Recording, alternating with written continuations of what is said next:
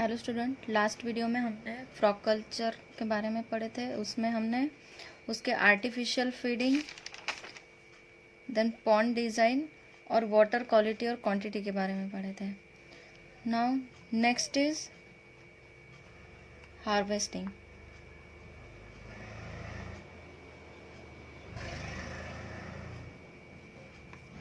अब फ्रॉग को एक बार ग्रो करने के बाद जब हमें उसको मार्केट में बेचना है तो फिर उसकी हार्वेस्टिंग करनी पड़ेगी। तो हार्वेस्टिंग किस टाइप से करेंगे? तो हार्वेस्टिंग करते वक्त सेम वे में करना है जैसे हम वाइल्ड फ्रॉग की करते हैं। जैसे कि अगर हमें वाइल्ड फ्रॉग की अगर कैप्चरिंग करना है उसे, तो फिर हम क्या करते हैं, हुक से, लाइन से ऐसे उनको कैप्चर करते हैं, या फिर बाय नेट मेथड, ओके, या फिर हम उनको हाथ से पकड़ते हैं। इसी टाइप से हमें कल्चर में भी इसी टाइप से हमें हार्वेस्टिंग करनी है। तो it is same as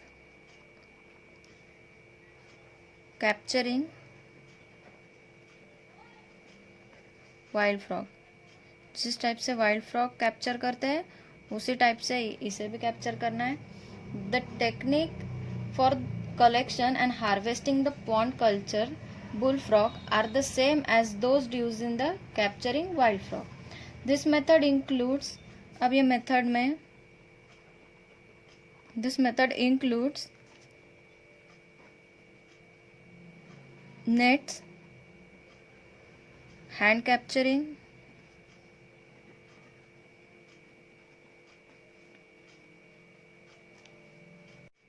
spearing and fishing with hook and line.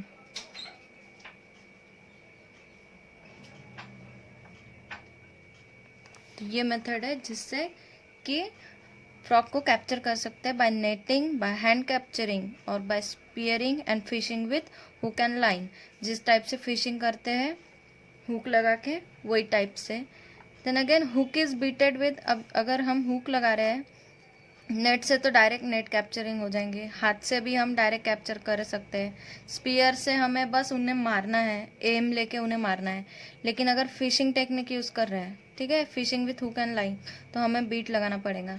तो the hook is baited with live insect, क्योंकि बुल फ्रॉग जो होते हैं, जो एडल्ट बुल फ्रॉग होते हैं, वो ओनली मूविंग चीज़ पे फीड करते हैं। इसके वजह से हमें हुक पे बीट किसका लगाना पड़ेगा, लाइव इंसेक्ट या फिर अर्थवर्म का भी लगा सकते हैं।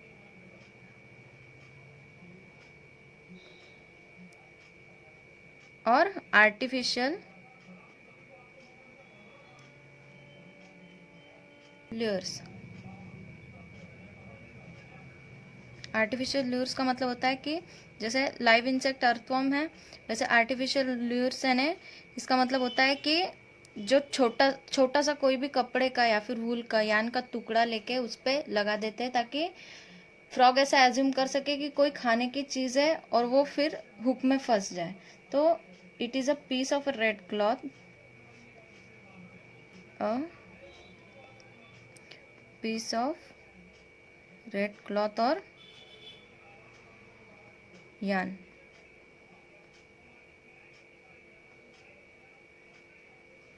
Okay, then the spear and band capturing technique are done mostly effectively at night using a bright spotted light to momentarily dash and immobilize the frog. अब जो spearing टेक्निक है, जो स्पीयर और बैंड टेक्निक है, उसके लिए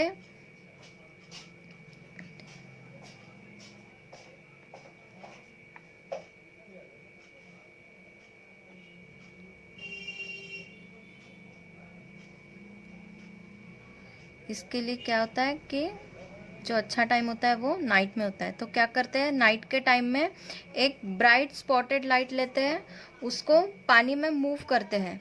पानी में मूव करने की वजह से फ्रॉग यहाँ से वहाँ जाना शुरू कर देते हैं।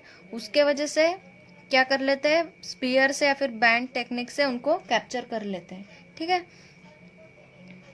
Then obviously a new methods to effective harvesting large number of frog needed to be developed. अब जितने ज़्यादा मतलब अच्छे तरीके से हम अगर फ्रॉक कल्चर हमारा अगर अच्छा चल रहा है तो टेक्निक भी नए नए उसी टाइप से डेवलप करने पड़ेंगे। Then next is the disease.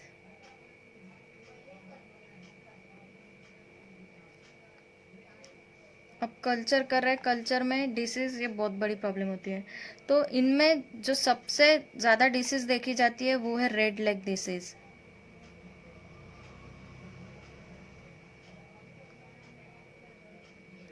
ये जो डिसीज है ये फ्रॉग में ज़्यादातर देखी जाती है। जो उनके लेग रीजन होता है उसमें रेड कलर के स्पॉटेड आना शुरू हो जाते हैं। तो ये नॉर्मली क्यों होता है, कि कैसा होता है कि ओवर क्राउडिंग के वजह से, ओके, ओवर क्राउडिंग के वजह से, या फिर अगर हम उन्हें एडिक्वेट न्यूट्रिशन सप्लाई नहीं कर रहे हैं, अगर बराबर से उन्हें खाना प्रोवाइड नहीं कर रहे हैं, तो उसके वजह से जो ये रेड लेग डिसीज है ये देखने को मिलती है। तो ये एक बैक्टीरियल इन्फेक्शन है जो एरोमोनास कॉज करते हैं, ठीक है। तो ये ओवर क्राउडिंग के वजह से होता है। अगर हम एक ही जगह छोटे से पॉन्ड में अगर हम चाहते कि बहुत ज़्यादा से ज़्यादा एक ही साथ में अगर हम फ्रॉक कल्चर कर लें, तो उसके वजह से ना तो उन्हें न्यूट्रिशन बराबर से मिल पाती है, ना उन्हें जगह मिल पाती है बराबर से मूव करने के लिए, ना उन्हें फीडिंग की जगह मिल पाती है। उसके वजह से ये डिसीज देखी जाती है। सो the most common disease of the frog is a red leg disease. It is due to the bacterial infection. It is due to the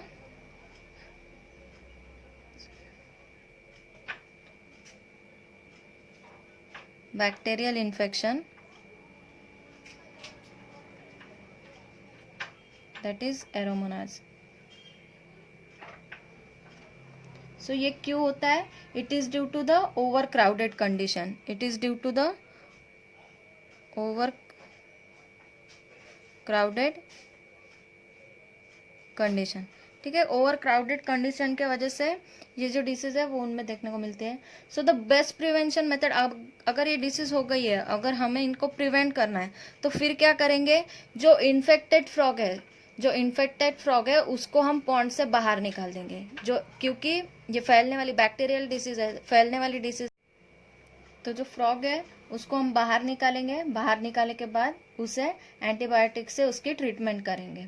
अगर ऐसा नहीं करेंगे तो अगर एक फ्रॉग को भी डिसीज है तो पॉन्ड में जितने भी फ्रॉग है सबके सबको डिसीज हो जाएंगे।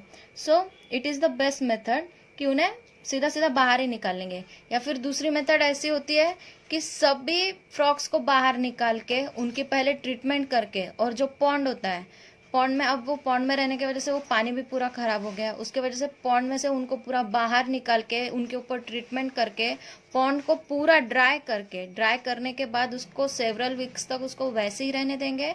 देन फिर से उसमें वाटर डाल के फिर से फ्रॉक कल्चर चालू कर देंगे। So the best prevention method is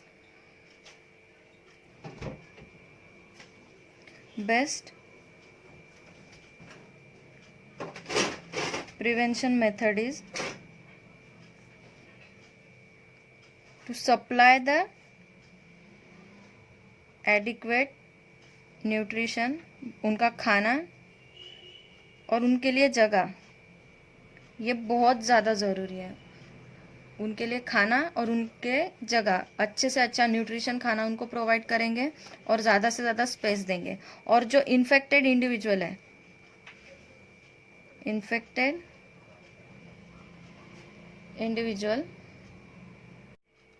should remove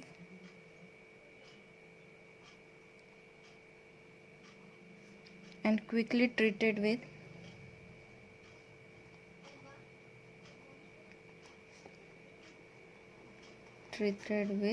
antibiotics.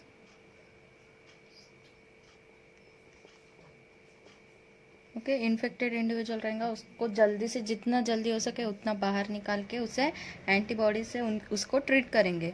Then in many cases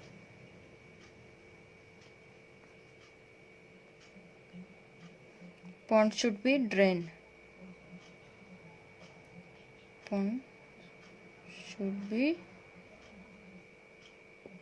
Completely.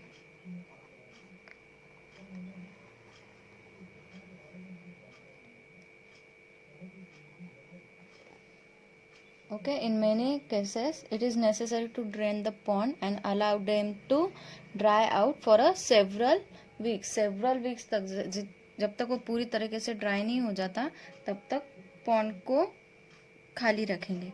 Then next is the economic factor.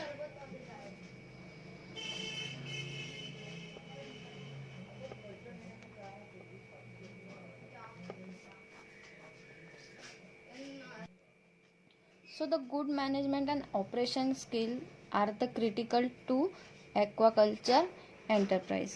Okay, जो भी एक्वाकल्चर करने वाले हैं उसके लिए गुड मैनेजमेंट की और ऑपरेशन स्किल की ज़रूरत होती है. So it is the most important, that is the good management and operation skill.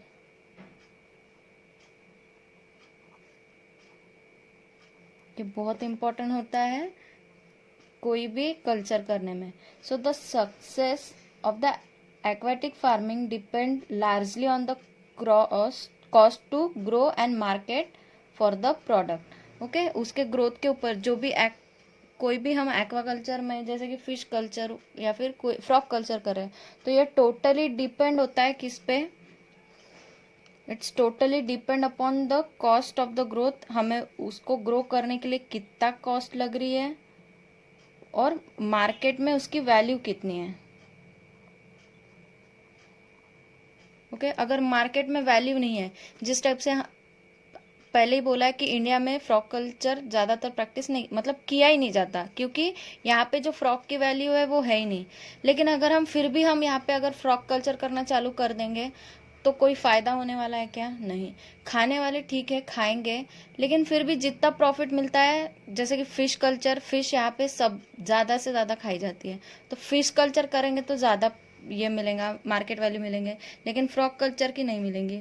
So market value और कॉस्ट, ठीक है, ये मोस्ट इम्पॉर्टेंट फैक्टर है. Then before attempting to raise the frog or any other aquatic crop, the prospective should conduct a survey of a local or a region market to determine the current supply, present and expected demand, price elasticity and extent of consumption and other socio-economic factor. So, कोई भी culture करने से पहले हमें, अगर frock culture कर रहे हैं तो पहले सर्वे करना पड़ेगा जो एरिया में हम करने वाले हैं. ओके, जो एरिया में हम करने वाले उसमें सर्वे करना पड़ेगा, कल्चर करने वाले उस पर. तो क्या देखना पड़ेगा कि करंट सप्लाई कितना है. Okay, present and expected demand, उसकी डिमांड कितनी है. अगर डिमांड ही नहीं है वो चीज़ की और वो कल्चर हम कर रहे हैं तो फिर कोई फ़ायदा ही नहीं होने वाला है. देन द प्राइस इलास्टिसिटी,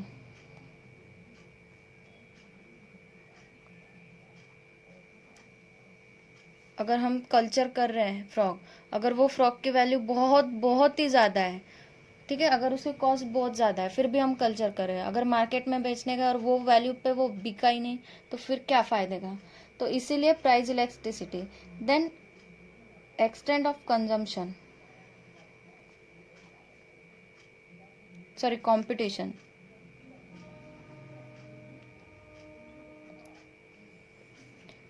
अगर एक एरिया सिलेक्ट कर रहे हैं, वो एरिया में ऑलरेडी फ्रॉक कल्चर हो रहा है, तो अगर वही एरिया में हम भी अगर करना चालू कर देंगे तो फिर उससे भी प्रॉफिट नहीं मिलेगा.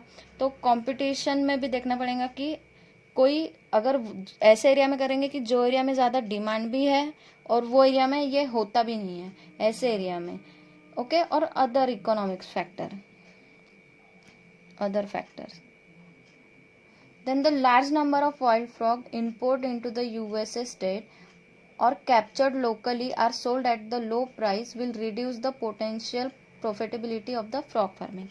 अगर हम कल्चर कर रहे हैं, कल्चर के साथ साथ अगर वही एरिया में, अगर वो एरिया में कोई फिर से वहीं पे ही लोकल लोग अगर फ्रॉग कैप्चर करके वहाँ पे बेच रहे हैं तो ये भी बहुत बड़ा इफेक्ट हो सकता है फ्रॉग कल्चर में. Then the market price fluctuation of the frogs legs are volatile. Market के वैल्यू में कम ज़्यादा भाव ये तो होता ही है. Then prospective frog farming realistic should assess their own finance status because the most aquatic enterprises require a high initial investment, have a number of associated hidden costs and produce low rising return on the short term investment. तो culture करने से पहले जो हमारी cost value है वो हमें ज़्यादा से ज़्यादा रखनी पड़ेगी. Cost value should be more. Okay, cost value मोर रखने पड़ेंगे क्योंकि जो भी कल्चर करने वाले हैं फ्रॉक का उनके लिए कॉस्ट एक्सपेंस बहुत ज़्यादा लगने वाले हैं क्योंकि जो फूड भी वो खा रहे हैं वो भी बहुत ज़्यादा आर्टिफिशियल फूड उनको सप्लाई करना पड़ेगा. अगर इंडोर कल्चर कर रहे हैं तो वाटर भी चेंज कर. सो बिजनेस करते वक्त और भी बहुत कुछ चीज़ें हैं जो इफेक्ट कर सकती है जैसे कि unpredictable and uncontrollable catastrophic. Okay, जो ड्रॉट होते हैं, ठीक है, फ्लड के वजह से या फिर डिजीज के वजह से या फिर ऐसे कोई एरिया में करे जहाँ पे फैक्ट्री है तो टॉक्सिक केमिकल के वजह से, ठीक है, या फिर डिसीज के वजह से या फिर कोई पैरासाइट्स के वजह से पूरा का पूरा क्रॉप जो हम कर रहे हैं वो पूरा ओवर नाइट में डिस्ट्रॉय हो सकता है. ओके, एंड इसलिए बोल रहे हैं कि ये रिस्की बिजनेस है. A number of unpredictable and uncontrollable catastrophic includes the prolong drought, several flood, toxic chemical, intense predation, then infectious disease and contagious parasite literally can destroy an entire crop overnight. रातों रात पूरा का पूरा culture खराब हो सकता है. सो ये रिस्की क्यों है? Because due to unpredictable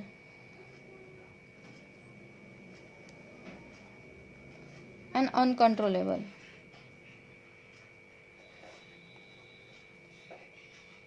catastrophic which include drought, ठीक है, सूखा पड़ने की वजह से या फिर फ्लड आने की वजह से या टॉक्सिक केमिकल के वजह से या प्रेडेटर्स के वजह से या फिर इन्फेक्शियस डिसीज के वजह से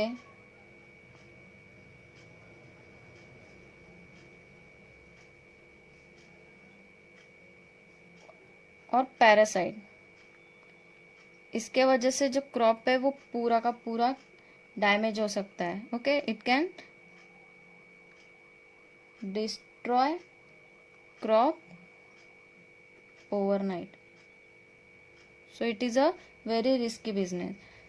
Then the prospective frog farming should be well aware of their and other associated risk and be prepared for the sustained some periodic loss. अगर कल्चर कर रहे हैं तो फिर थोड़ा बहुत तो लॉस देखना ही पड़ेगा. Then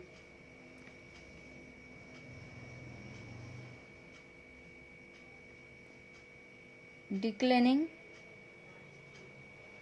wild amphibians population.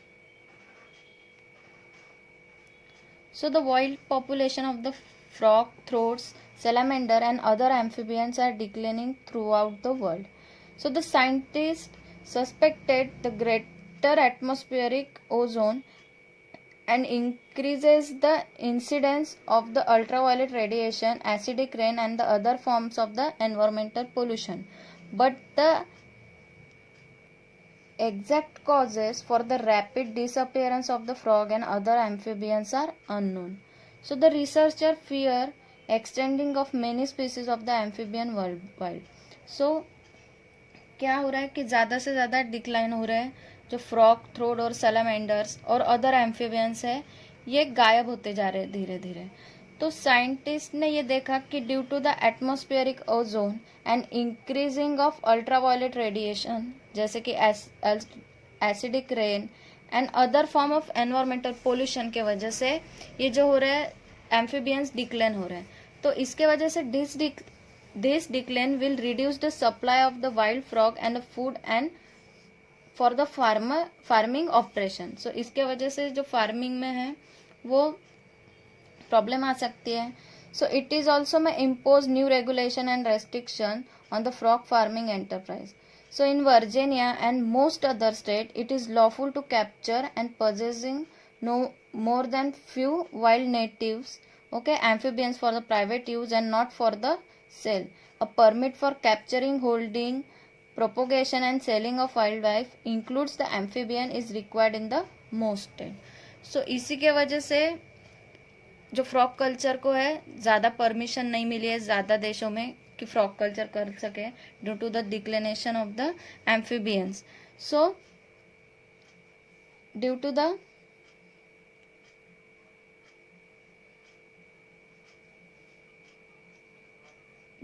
The declination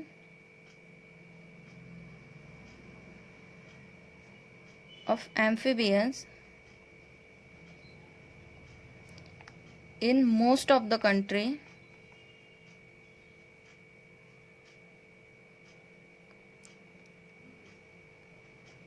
it is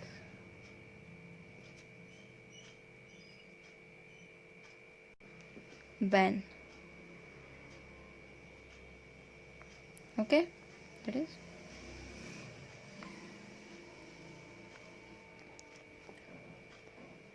तो डिक्लिनेशन के वजह से जो फ्रॉग कल्चर है वो बहुत सारे कंट्रीज़ में बैन किया है.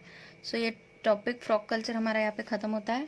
एक बार देख लेते हैं कि आज के टॉपिक में हमने क्या क्या देखे. सो हमने हार्वेस्टिंग से देखे थे. तो हार्वेस्टिंग में हमने देखे कि किस टाइप से फ्रॉग की हार्वेस्टिंग की जाती है, जैसे कि by the netting, hand capturing, sparing and fishing with a hook line. Okay, ऐसा उनको कैप्चर किया जाता है. अगर हुक लाइन से उन्हें कैप्चर कर रहे हैं तो उसमें बीट लगाया जाता है which is a live insect. ठीक है, लाइव इंसेक्ट लगा के उनको कैप्चर करते हैं. या फिर स्पीयर और बैंड टेक्निक अगर कर रहे हैं तो वो रात में करेंगे. रात में इसीलिए कि एक ब्राइट स्पॉटेड लाइट लगाएंगे, उसके वजह से, उसके मूवमेंट के वजह से हमें देखने को मिलेगा कि फ्रॉग इधर से उधर मूव हो रहे हैं. फिर हम उन्हें स्पीयर से और बैंड टेक्निक से कैप्चर कर सकते हैं. Then the diseases. So red leg disease is the most common in the frog culture. तो ये होता है बैक्टीरियल इन्फेक्शन के वजह से. It is the Aeromonas which cause this red leg disease. तो ये क्यों होता है? Due to the over crowded congestion. अगर एक ही जगह, छोटे से जगह पे हम ज़्यादा से ज़्यादा अगर फ्रॉग ग्रो करना चाहते हैं तो ऐसे सिचुएशन में हमें रेड लेग डिसीज ये देखने को मिलेगा. देन ये डिसीज़ को हमें प्रिवेंट करना है तो उन्हें एडिक्वेट न्यूट्रिशन देना पड़ेगा. ज़्यादा से ज़्यादा न्यूट्रिशन और ज़्यादा से ज़्यादा स्पेस देनी पड़ेगी ताकि ये डिसीज़ से दूर रह सकें. अगर ये डिसीज़ हो गई है तो क्या करेंगे? सबसे पहले जो इन्फेक्टेड इंडिविजुअल है उसे रिमूव कर देंगे. रिमूव करने के बाद उसे एंटीबायोटिक से उसे ट्रीट करेंगे. ठीक है, या फिर दूसरे कर सकते हैं कि हम पूरे पॉन्ड को ही खाली कर देंगे फॉर द सेवरल डेज. इससे क्या हो जाएगा? जो इन्फेक्टेड डिसीज है वो कम हो जाएंगी.